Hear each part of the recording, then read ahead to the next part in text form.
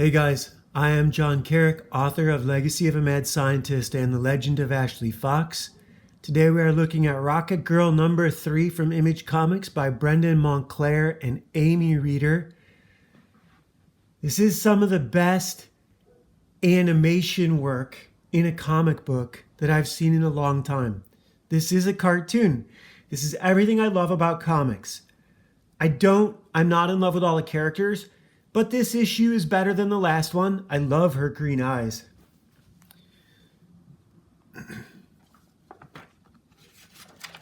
I'm not going to say this issue solves the problems of the last issue, but at least doesn't repeat them, which is a step in the right direction.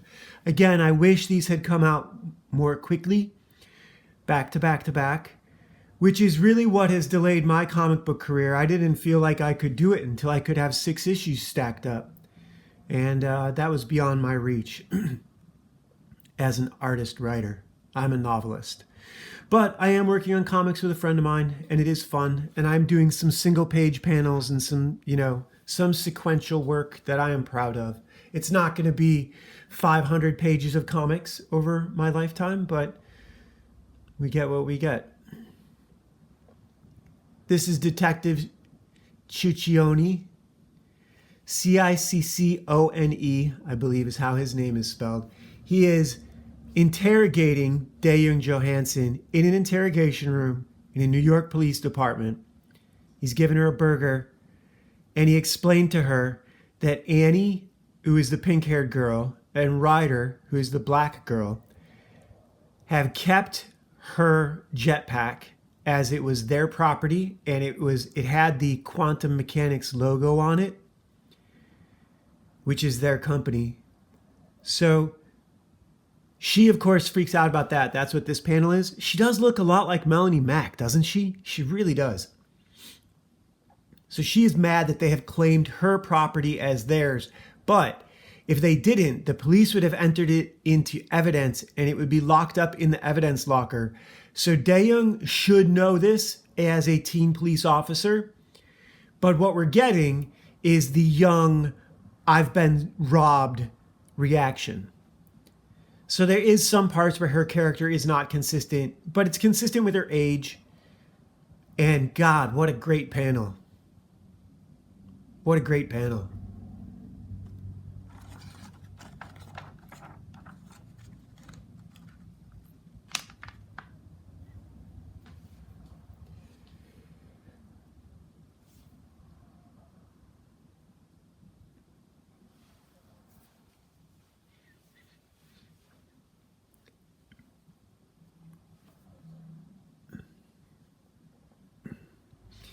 Here is one bit that is sort of out of continuity. The dialogue doesn't quite fit, but it's a small matter.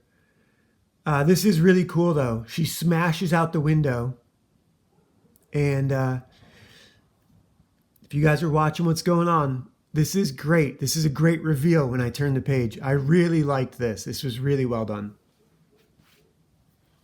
This is a locked room puzzle.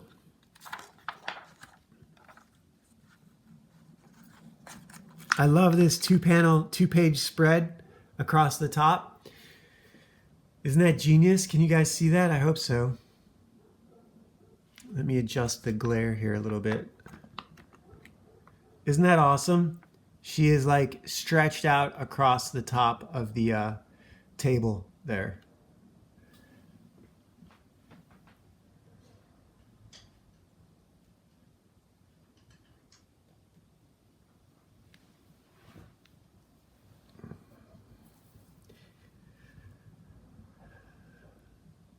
What a beautiful 2 pages.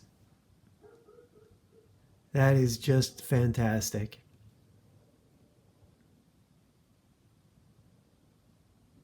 It really is. I love it so much.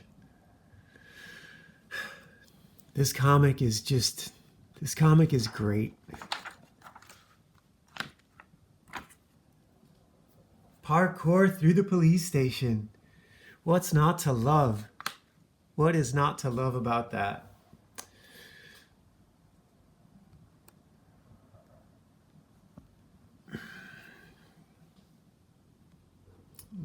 back this up a little bit here.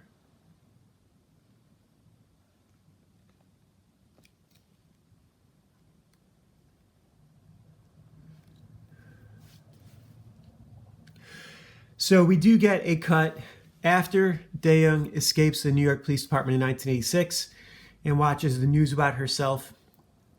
Then we go back to the future, which is 2013. It should be 2313, in my opinion, or at least 2073. This is a police commissioner being sort of under siege by the Quantum Mechanics Corporation. And they want this agent who is Dae-young's partner. It's not Dae-young. And this is the commissioner who looks like Robin from Dark Knight Returns. The teen police commissioner. And these guys are, these are the quantum mechanics cops, corporate cops. And they forget that the police commissioner has an armed drone, basically a Terminator, and another one in the parking lot.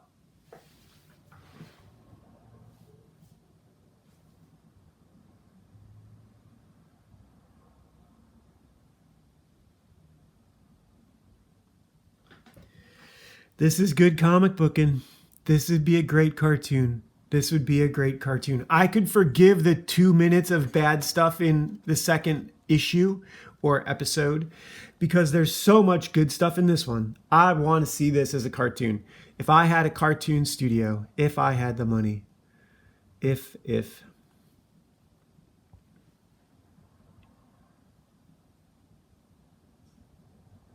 This would definitely be on the list for when I have the money. It's the Alpha Channel logo right there. Slash strike through.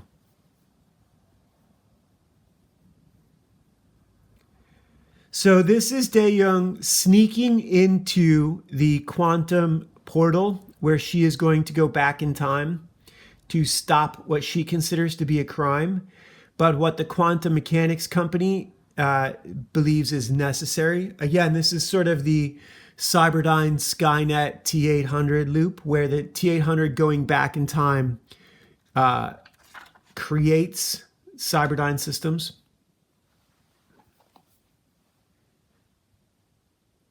These two guys in the black outfits are waiting for her, and she thinks they're there to stop her.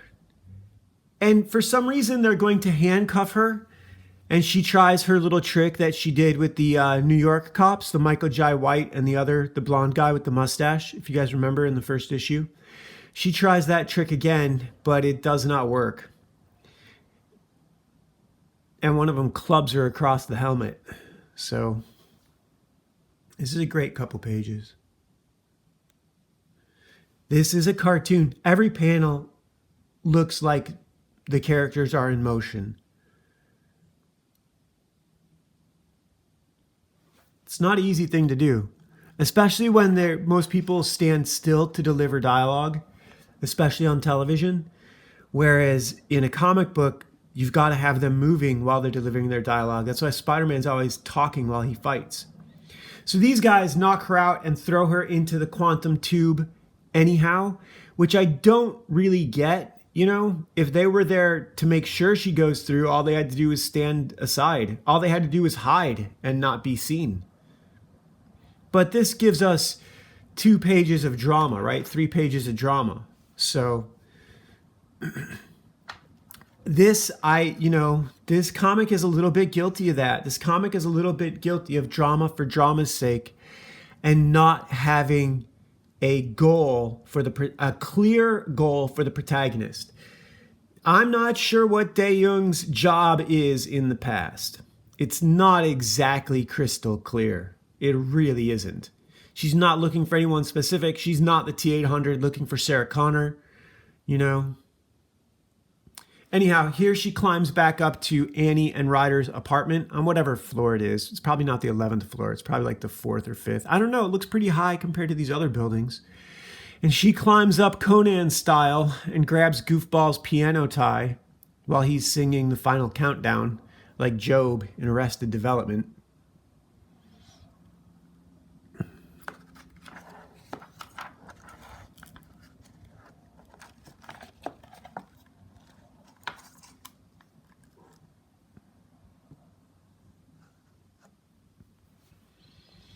So she's back in, and they are happy to see her. She's angry. They immediately give her her stuff back and explain we had to keep it or the cops were going to take it. And of course, Dae-young immediately realizes that this is the truth. She is a cop. She would have seized it as evidence. And now the nerds are pointing out the new... Okay, so look, all the conflicts have been resolved. We are at a moment where all the conflicts have been resolved because we don't know what she's supposed to be doing. She's escaped the police. She's gotten her stuff back. And now we need what has to happen. Something has to change to move the story along. And something does. At the bottom of this panel, nerdy Peter Parker sort of character points out Napoleon Dynamite. That's Napoleon Dynamite. Points out the intrusion of new characters who are going to drive the story forward. I really like Dae-young's brown hair. It's not often we get brown hair in a comic book. In all the Conan comic books, brown hair is usually black or red. You don't get this. This is because of computer coloring and whatnot. So the next page we get, see now here's why we had the 3 pages with the 2 guys, because they have been sent back to make sure everything goes smoothly. So these are the 2 guys, they introduced them a few pages ago, and now they are the new threat. And this is the next issue cover, where they are chasing her down a tunnel, just like Akira, when Kaneda and the girl are running from the future cops there. This is awesome. This is way better than the last one. I don't remember. I think this was quite a gap between 2 and 3. If not just a couple, it might have been like 6 months to a year. It might have been just a few months. But then the gap between 3 and 4, this next issue was, I think, pretty, or maybe the first 5 all came out. And then it took years to get the next 5. I will look that up and let you guys know with the next one. I hope this is all in focus. That's why the occasional bumps to the screen, that is me setting the focus on the tablet. Because sometimes it'll focus on my hand and then the pages will be soft, and I don't want to do that for minutes because then I'll have to cut it out. Much shorter special thanks this time around. I love this art. I gotta find more Amy Reeder's art. She is great. And look at that. That is the cover from yesterday that you guys didn't get because I put Shane Davis's cover up. So I'm probably going to put this one up today because I really love this. I love the blue and orange. It's so good. The colors are so good. And I don't know, is Amy doing pencils, inks, and colors? That's fantastic. Usually a triple threat is writing, pencils, and inks. Or pencils, inks, and colors, I guess, for the big companies doing covers. You usually don't get cover artists who write. There's more, but wait, there's more. This was in the first. This is the first issue where she handcuffs these guys together, and we get the head slammed on the pavement. It looks so nice. That's the double handcuff. See, here she is, and they are double handcuffed in the background. It is interesting how with clean, very clean inks and no grayscale, there's like no cross-hatching in this. It's taken me 3 issues to recognize that this is complete cartoon animation style with no cross-hatching. 0.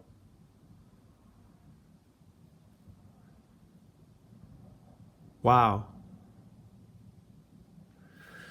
That is something. The closest we get to it is the brushwork in the hair. And at the hem of that jacket. Wow. No cross-hatching, no shading, no middle step. This is just contour line work.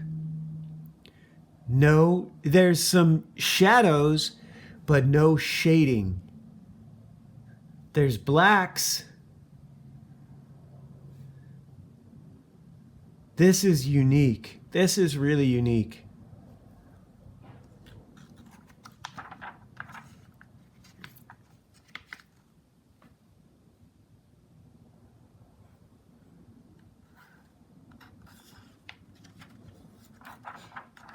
Look at that.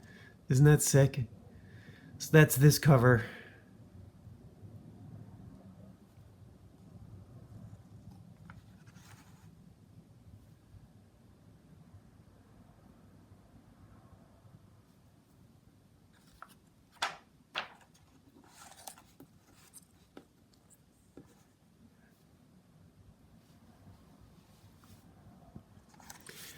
My argument against this plot is that it's internal treason.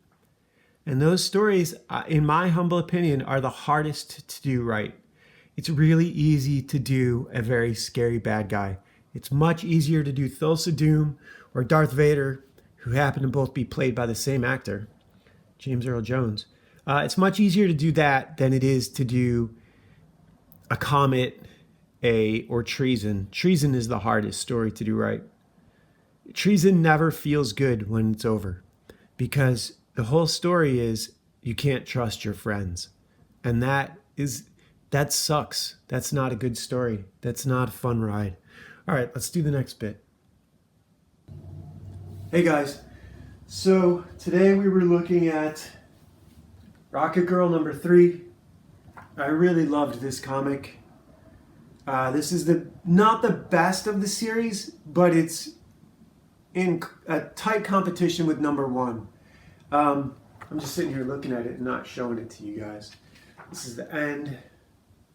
This is the next issue. And it's not, let me see, I think the best page in here is the double page spread where she escapes from the police department. And that is right here. I really like this one. And the next one's really good too.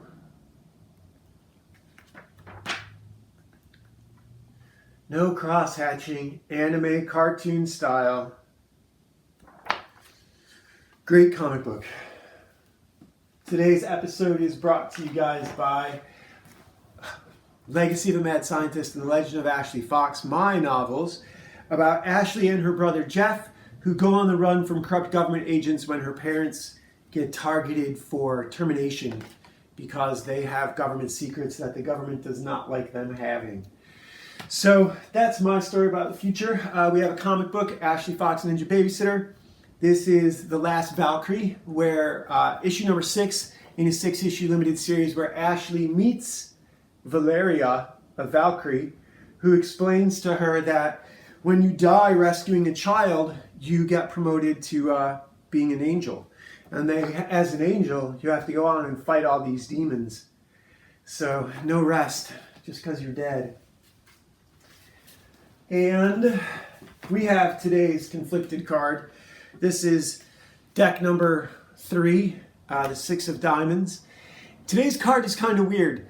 And there's some weird stuff going on that I want to talk about a little bit that I've waited till the end of this. I'm trying to save all the politics and nonsense and personal grief for the end, because I figure most of you guys don't get that far. And if there's something more that you'd want to see, it'll be up in the front, maybe. I don't know. Anyhow, this one says your group and it's written weird. The information is relayed out of order here. First, it says that you are camped in the same place for several days and your group doesn't like it because there are lots of dangerous men about. Then it says members of your group have gone missing. There's no sign of them anywhere. The first thing it says is members of the group are starting to get restless, and then it says it again, I believe. And finally, it says, how long would you stay in this situation or let this situation persist? And this is a really easy question to answer because this question presupposes some incorrect. What this question does is exposes a bad mindset for the end of the world. First, it says there's dangerous men around. What does that mean? What is the nature of that? What are the forces you're up against? Who's in the area that you are in? What kind of dangerous men? You are the dangerous men. If there's more dangerous men out there, you either need to recruit them or vacate the area or eliminate them. If there's people who pose a threat to you in a world without rule of law, you need to eliminate them or vacate the area. You cannot stay. All you victims who have embraced your victimhood.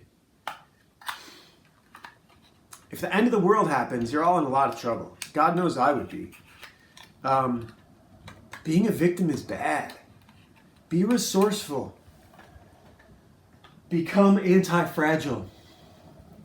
But make sure that in your effort to become anti-fragile, you don't become more fragile, which you can do by becoming too isolated. I've done that personally. It's part of growing older. So, and there's been some crazy stuff on the news. The USAID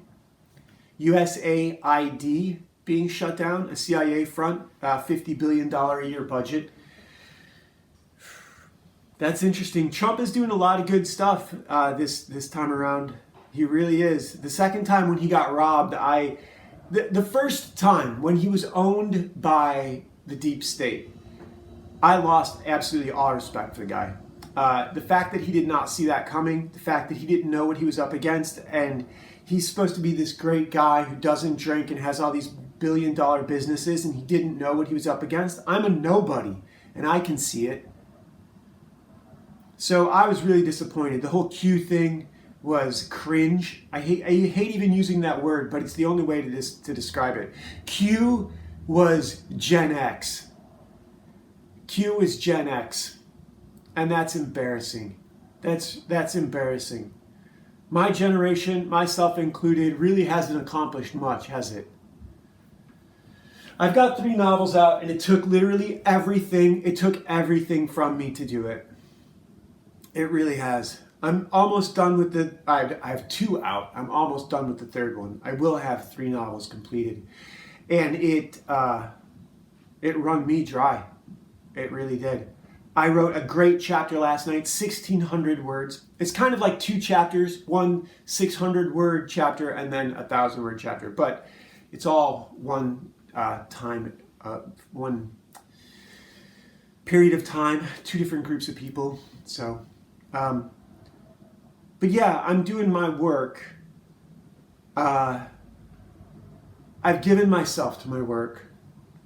You know, after that, it's not up to me. After that, it's up to destiny, fate, luck, whatever you want to call it. But I'm not giving up on this. This is what I'm doing. So I'm all in now.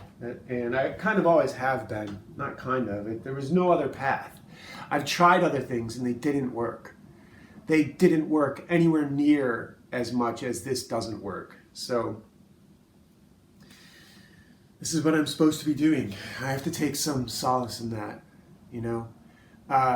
It's not my job to have opinions about Elon Musk or Donald Trump or the people in Comicsgate or the people outside of Comicsgate or my friends out here in Southern California who are all struggling against. Southern California really is the front lines of the Kalergi plan. And you know what I'm struggling with? I'm not a good friend.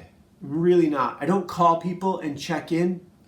And you know what? I can trace it back to a novel I read as a kid, a Louis L'Amour novel about Val Trevelyan. I don't remember his first name. It might have been Valerian or something like that. But Val Trevelyan. And he had said to someone, a man's success he can share, but his troubles are his own. When someone got in his face about not asking for help. And I adopted that in such a big way. A man's success he can share, but his troubles are his own. And my life has been constant chaos. I have barely had a minute of my head above water to share success. And I think I must look like the most selfish, self-centered person to everyone around me. And I hate that. I hate that. I want to give. I want to have to give, you know, but I have to get to the having first to give. When you have nothing, all you are is a liability to other people. All they see you as is a cost. So I make sure that when I go somewhere, I bring plenty of, you know, whatever we're going to eat, food or drinks or whatever.